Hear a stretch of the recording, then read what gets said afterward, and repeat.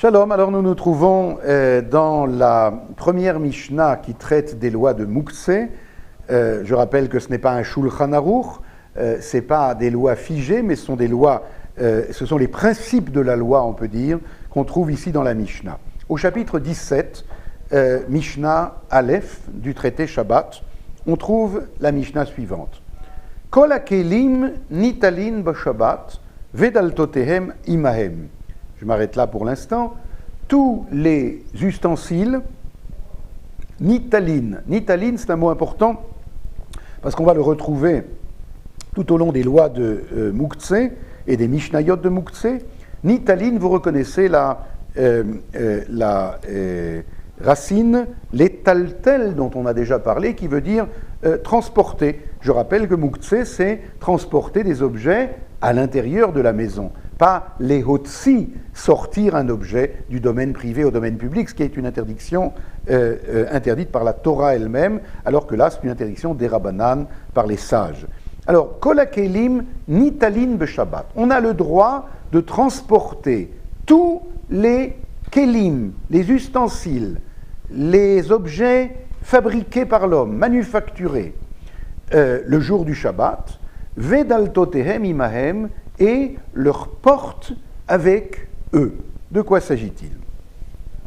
Alors d'abord, qu'est-ce que c'est qu'un keli? Et là est la première définition importante des lois de Moukse.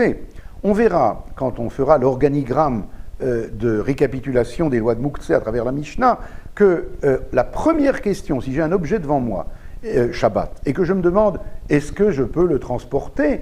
La première question que je dois me poser, c'est est-ce que c'est un keli ou est-ce que c'est pas? Qu'est-ce que c'est qui n'est pas un keli, un objet manufacturé?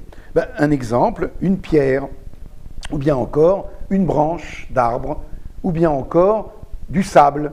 Tout ça, ce sont des choses qui sont des créations, si vous voulez, de Dieu, du Créateur, mais qui n'ont pas traversé ce processus de fabrication par l'homme ou de transformation par l'homme. Alors, quelque chose qui a passé par l'homme, ça s'appelle un keli, et quelque chose qui est à l'état brut, si vous voulez, en hébreu golmi, eh bien, comme une pierre, une branche, etc., ça, c'est quelque chose qui n'est pas un keli. Alors, sachez-le, c'est pour ça que la première Mishnah des toutes premières lois concernant Moukse, la première Mishnah commence par le mot kol hakelim, et elle nous dit, tout ce qui est keli, on a le droit de le transporter. Sous-entendu, tout ce qui n'est pas keli, on n'a pas le droit de le transporter. C'est ce qu'on appellera le genre le plus grave de Moukse, dans le langage de la halakha, Moukse mahmat goufo. C'est-à-dire, c'est Moukse par nature. On verra des choses qui ne sont pas Moukse par nature. Un stylo, par exemple, est un keli. Alors, il est un keli qu'on n'a pas le droit de transporter dans certains cas et qu'on a le droit de transporter dans d'autres cas, mais il n'est pas par nature Moukse. Alors qu'une pierre, une branche, du sable, oui, est Moukse par nature. Pourquoi? Alors je dois dire maintenant quelque chose que nous n'avons pas dit jusqu'à présent. Le mot Moukse vient de la racine ketz ou katse, qui veut dire, ketz, ça veut dire le bout, l'extrémité, par exemple, katse chez la shulchan, c'est l'extrémité. Alors il y a le jour du Shabbat des objets que nous avons a priori, même sans y faire attention, repoussés de notre univers de Shabbat, si vous voulez. Les sages, en décrétant les lois de Moukse, veulent nous aider à construire un monde de Shabbat, un monde spirituel, psychologique, intellectuel de Shabbat, et comment ça se fait? Par la négative, car Shabbat veut dire cesser. Shabbat, ça passe par la négative pour atteindre la dimension positive. Eh bien, ils vont nous dire, remarque bien, qu'il y a des tas d'objets qui ne font pas partie de ton univers de Shabbat. Un objet qui n'est pas un keli, qui n'est pas fabriqué par l'homme, a priori, jusqu'à preuve du contraire, a priori, eh bien, il ne fait pas partie de ton monde de Shabbat.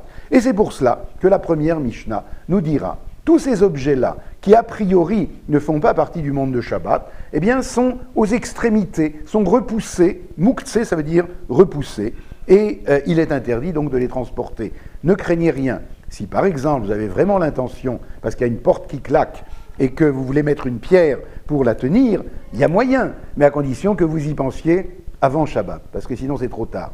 Avant Shabbat, je me dis, tiens, ici il y a beaucoup de courant d'air, et je veux prendre cette pierre pour tenir la porte, il n'y a pas de problème. Je transporte la pierre qui est, rappelez-vous, Moukhtse, Mahmad, Goufo de par nature, je la transforme en Kéli. Alors qu'est-ce que je fais pour ça? Il y a un peu une controverse entre les décisionnaires. Est-ce qu'il suffit de dire, je consacre cette pierre à être un empêche-porte de claquer, ou bien est-ce que je fais un Magen David dessus, surtout pas une croix, et je décide que j'en ai fait un Kéli, j'en ai fait quelque chose qui me permettra de tenir la porte. Alors, j'ai aussitôt sorti cette pierre de l'univers des objets qui ne sont pas Kéli, et j'en ai fait un Kéli, alors Kol HaKelim Nitalin B'Shabbat, même si nous verrons plus tard qu'il y a à cela certaines réserves malgré tout, mais c'est la réserve numéro 1. Ce qui est Kéli est transportable, ce qui n'est pas Kéli n'est pas transportable, car c'est Moukhtse.